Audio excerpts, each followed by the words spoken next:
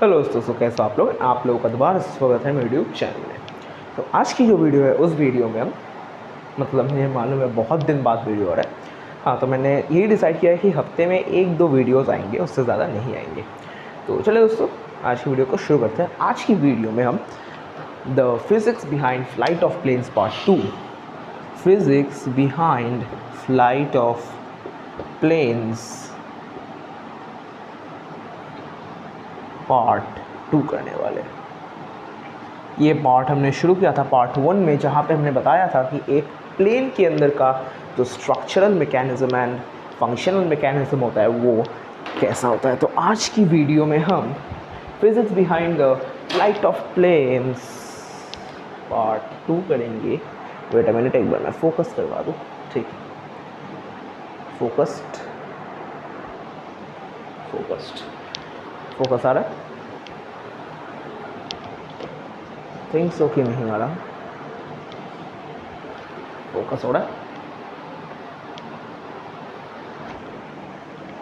Focus क्यों नहीं हो रहा?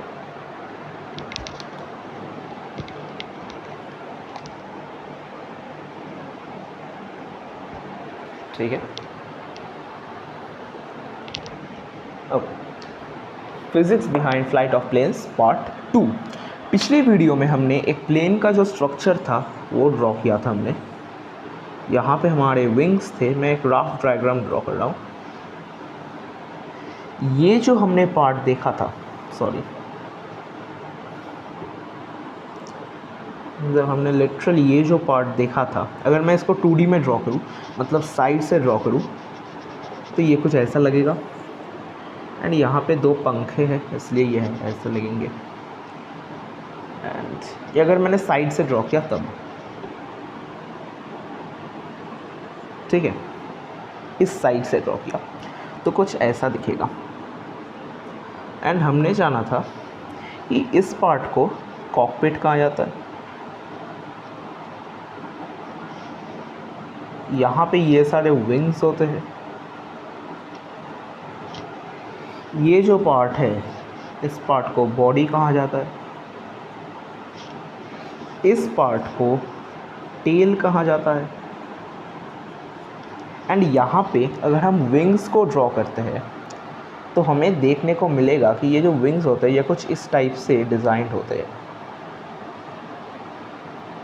यहाँ पे इंजन्स लगे रहते हैं।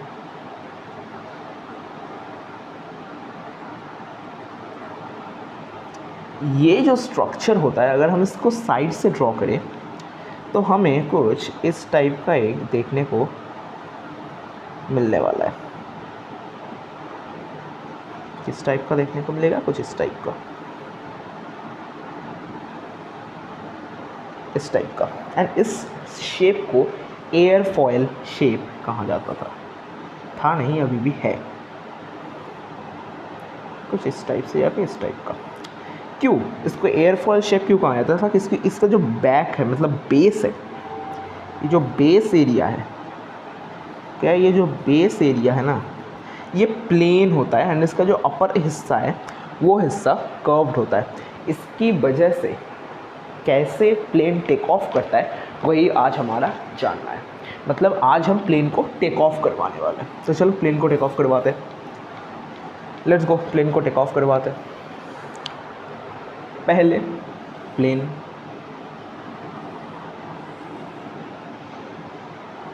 ऊपर से ड्रॉ किया मैंने। थोड़ा सा विंग्स को ढंग से ड्रॉ करता हूँ, ठीक है। थोड़ा शार्प लग रहा है ये, हाँ प्लेन ही लग रहा है। ऐसे ही यहाँ पे होता है एंड ऐसे यहाँ पे होता है, ठीक है, ठीक है। इनको विंग्स कहा जाता था। यहाँ पे इंजन्स लगे हैं,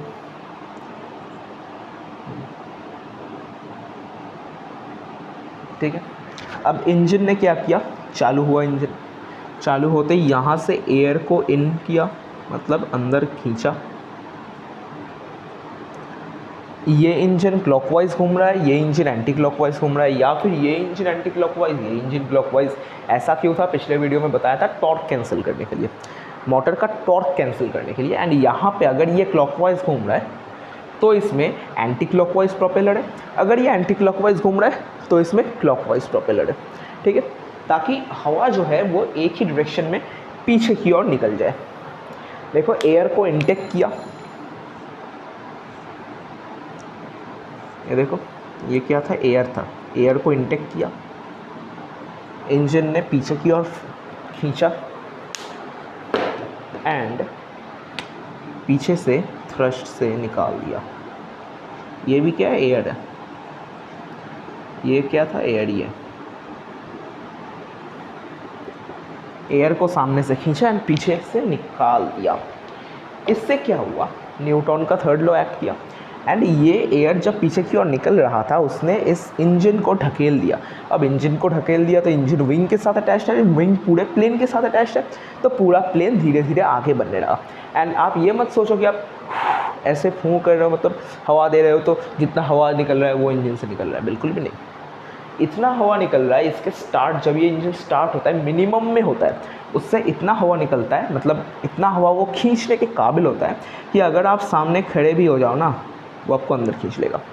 वो मिनिमम स्पीड है उसका, तो मैक्सिमम सोच लो, वो मिनिमम स्पीड है उसका। धीरे धीरे वो स्पीड बढ़ाता है बढ़ाता है बढ़ाता है एंड तब इसकी जो वेलोसिटी है वो और भी बढ़ने लगती है, मतलब पूरी प्लेन की वेलोसिटी बढ़ने लगती है, ठीक है, बढ़ रहा है बढ़ रहा है बढ़ रहा है बढ़ रहा है। एक पॉइंट पे आता है जब फिज़िक्स काम करता है। क्या फिज़िक्स काम करता है, देखो यहाँ से मेन चीज़ शुरू होता है, शुरू होता है यहाँ से शुरू, ठीक है। ये क्या था हमारा, देखो मैं इसको प्लेन को मतलब विंग को कुछ ऐसे ड्रॉ कर रहा हूँ। ये 2D है, कोई भी डायग्राम मैं अभी तक 3D में नहीं दिया हूँ और 3D में ऐसे डायग्राम देना मुश्किल है, तो 2D में ही ठीक है। अगर ऐसा हुआ तो क्या हुआ, ये ना अगर आपको प्लेन देखे, आप कभी प्लेन देखे हो तो आपको दिखेगा कुछ प्लेन ऐसा ही दिखता है, प्लेन का विंग जब आप साइड से देखते हो, मतलब सपोज़ कि प्लेन ऐसा है, यहाँ पे विंग है, यहाँ पे विंग है, अगर आप यहाँ पे खड़े होके नहीं बल्कि यहाँ साइड पे खड़े होके प्लेन को ऐसा विंग है ऐसा विंग है ऐसा विंग है ऐसा विंग है, आप यहाँ पे खड़े होकर विंग को देख रहे हो तो आपको दिखेगा कि कुछ प्लेन का विंग कुछ इस टाइप का डिज़ाइन किया हुआ है।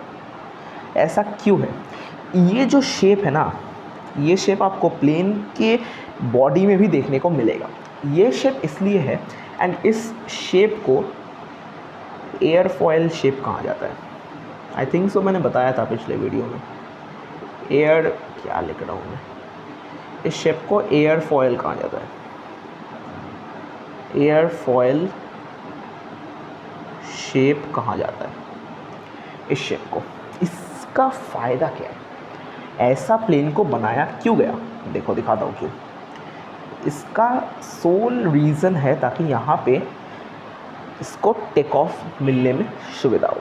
एंड एक आप देखोगे, अगर आप साइड से विंग को देखते हो आप देखोगे कि ये प्लेन का विंग कुछ ऐसा नहीं है, बल्कि ये प्लेन का विंग कुछ ऐसा है, मतलब हल्का सा इस टाइप से, मतलब थोड़ा सा ये प्लेन अगर ऐसा है ना तो उसका विंग थोड़ा सा ऐसे इंक्लाइंडेड है ऊपर की ओर।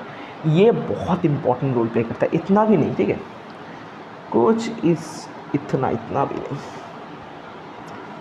कुछ इतना ये इंक्लाइंडेड होता है।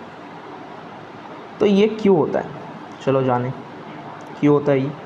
देखो जैसे ये दौड़ेगा ना, प्लेन तेज़ी से रनवे पे दौड़ रहा है, विंड आ रहा है, विंग को लग रहा है, ये जो विंड विंग को लग रहा है ना, यही एनकाउंटरिंग विंग इसको मदद करेगा। अब देखो ये विंग है, इसके नीचे तो ग्राउंड है, ग्राउंड के ऊपर से ही तो दौड़ रहा है अभी भी ये विंग आ रहा है यहाँ, मतलब विंड आ रहा है यहाँ से विंग पे। देखो जैसे ये टक्कर लग रहा है ना, यहाँ से ऐसे विंग निकल रहा है एंड ये विंड तो सीधा आ रहा है, विंड तो इसके डायरेक्शन में ऐसे पैरेलल ऐसे नहीं आएगा, विंड तो सीधा आ रहा है इस पर। ये विंड टक्कर खा रहा है, इसको मैं थोड़ा सा यहाँ पे रब कर दूँ ताकि आपको अच्छे से समझ में आए। देखो ये विंड आया, ये तो सीधा आ रहा है, मगर ये इंक्लाइंडेड है, ये ऐसे टक्कर खाता है यहाँ पे एंड ऐसे निकल जाता है। ये देखो ये ऐसे टक्कर खाया ऐसे निकल गया, ऐसे टक्कर खाया ऐसे निकल गया, ऐसे विंड आ रहा है, ऐसे टक्कर खाया ऐसे टक्कर खाया ऐसे निकल गया। एक यहाँ पे न्यूटन का थर्ड लॉ काम कर रहा है। निकल गया, एंड इस बेस में जाके वो एयर के मॉलिक्यूल्स भिड़ गए।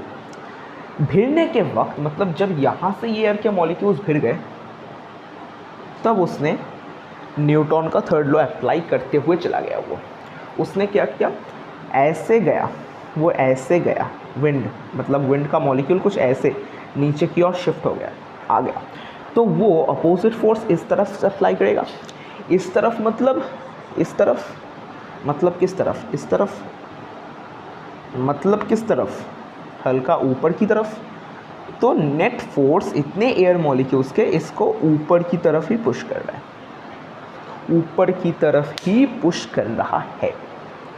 फर्स्ट फोर्स, जिसको अभी हम फोर्स P कहने वाले, यानी कि पुश, ठीक। ये फर्स्ट फोर्स गया। अभी सेकेंड फोर्स पे आता है। ऐसा इंक्लाइंडेड था, इतना भी नहीं था, इतना इंक्लाइंडेड था, ठीक है। विंड आया, एक फोर्स तो इसको कुछ ऐसा मिला विंड का, एक और फोर्स जो कि हमारे एयरफॉयल शेप की वजह से मिल रहा है, वो बर्नौली भाई साहब ने हमें बता दिया। क्या हुआ, विंड आया,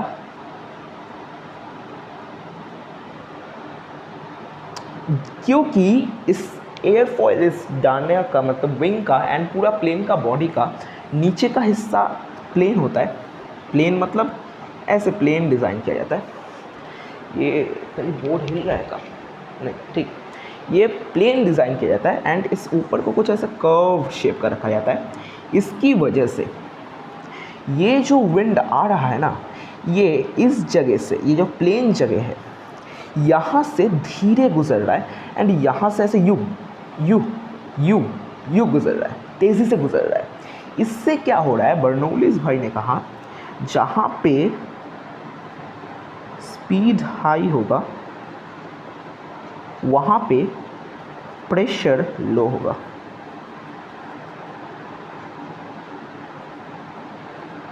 वहाँ पे प्रेशर लो होगा, पहला केस। दूसरा केस, जहाँ पे स्पीड लो होगा वहाँ पे प्रेशर हाई होगा। तो देखो, नीचे की तरफ स्पीड ज़्यादा है तो प्रेशर लो है, यहाँ पे प्रेशर लो है। मैंने इसको दो प्रेशर के एरो से डिनोट किया। यहाँ पे स्पीड कम है, सॉरी यहाँ पे स्पीड कम है तो प्रेशर ज़्यादा है। मैंने गलत कहा, सॉरी। यहाँ पे स्पीड तो मैंने कहा ना कि ज़्यादा कम है, यहाँ पे जू जू करके ज़्यादा तेज़ी से निकल रहा है। यहाँ नीचे स्पीड कम है तो यहाँ पे स्पीड कम है तो प्रेशर ज़्यादा होगा। यहाँ पे स्पीड ज़्यादा है तो प्रेशर कम होगा। तो प्रेशर कहाँ ज़्यादा हुआ, नीचे ना। तो एज अ नेट फोर्स इस विंग को एक नीचे से ज़्यादा प्रेशर मिलता है। इससे क्या होता है, विंग प्रेशर पाता है ऊपर जाने के लिए, पूरा प्लेन प्रेशर पाता है ऊपर जाने के लिए। एज अ रिज़ल्ट ये ऊपर जाता है। ये हमारा दूसरा कॉज था।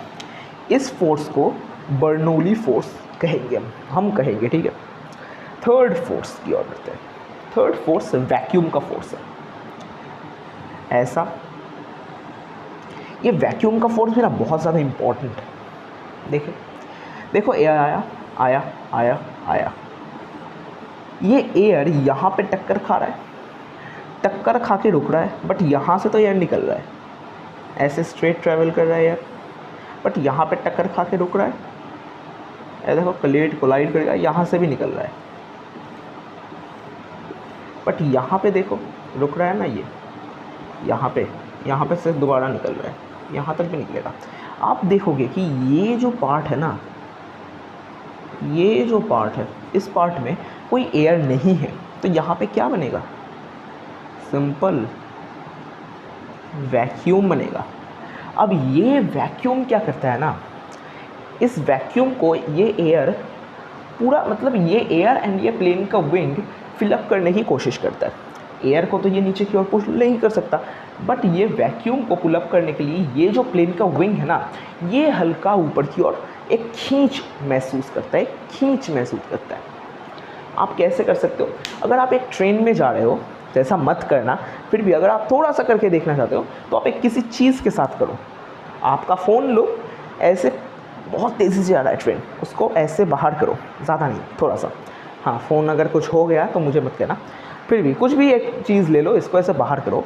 तो जब एयर ऐसे एनकाउंटर करेगा ना उसको, तुम देखोगे बहुत ज़्यादा पीछे की ओर फोर्स लग रहा है। एक तो वजह है कि वो एयर उसको पुश कर रहा है, दूसरी वजह है कि उसके पीछे, बिल्कुल पीछे कोई वैक्यूम एरिया बन रहा है, जो वैक्यूम एरिया उस रूलर को या कुछ भी चीज़ अगर आप बाहर रखे हो तो उसको पुल कर रहा है पीछे की ओर। ये एक बहुत इंपॉर्टेंट फैक्टर है। इस फोर्स को वी फोर्स कहते हैं। हाँ, बर्नौली का हमने बी लिया था, बी नहीं लिया था, एंड हमने पहला जो फोर्स था वो हमने पी लिया था।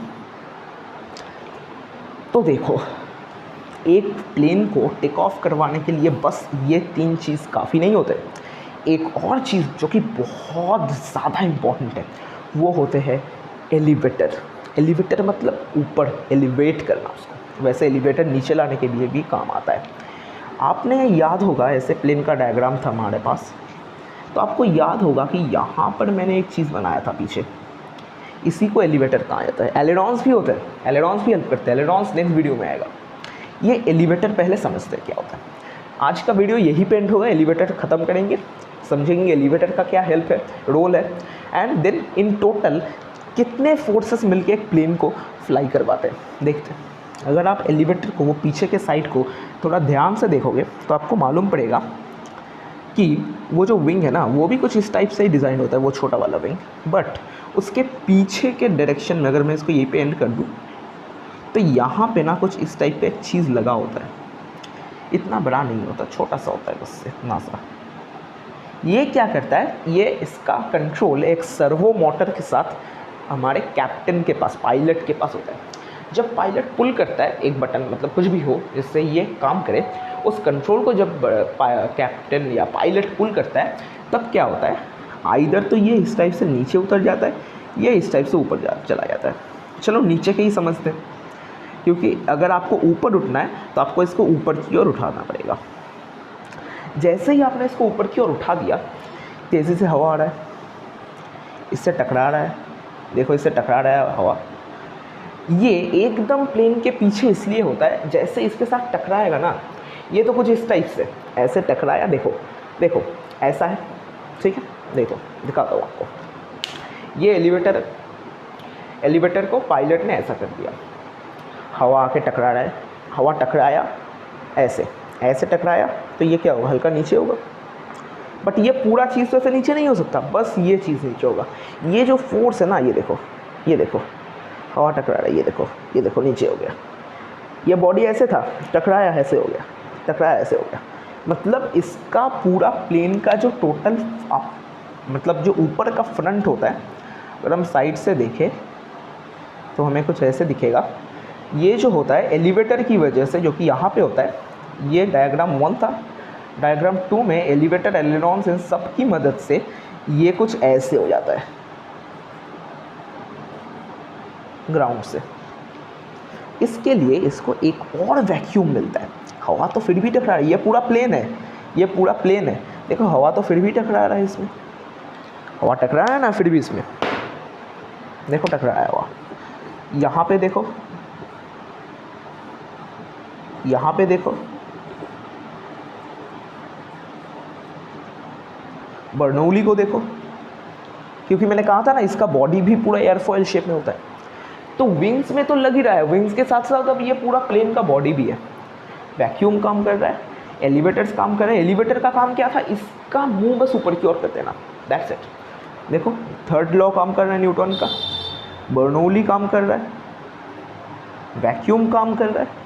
एज अ रिजल्ट धीरे धीरे ये प्लेन ग्राउंड से उड़ता गया, बहुत ऊपर चला गया आसमान में। समझ में आया आपको? तो एक प्लेन को टेक ऑफ करवाने के लिए फर्स्ट तो उसकी ज़रूरत होती है एक ह्यूज स्पीड, ताकि वो एयर कुछ उस टाइप से बिहेव कर सके। उस स्पीड के लिए फ़र्स्ट ऑफ ऑल तो इंजन की ज़रूरत होती है। तो कितने चीज़ इस प्लेन को इन टोटल फ्लाई करने में मदद कर रहे हैं। दूसरा क्या होता है, एयरफॉयल शेप,